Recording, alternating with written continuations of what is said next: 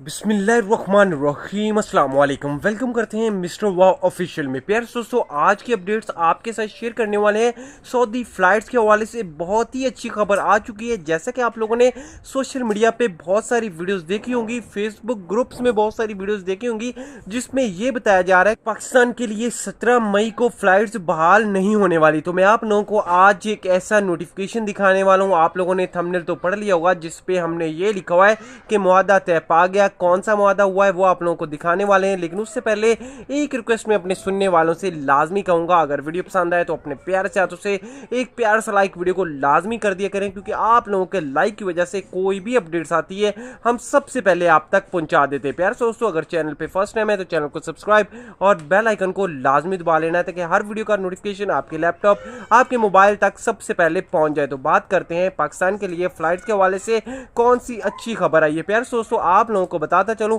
100% confirm हो चुका है प्यारे दोस्तों कि पाकिस्तान के लिए फ्लाइट बहाल होने जा रही है। 17 मई को इंशाल्लाह पाकिस्तानियों के लिए फ्लाइट शुरू हो जाएंगी।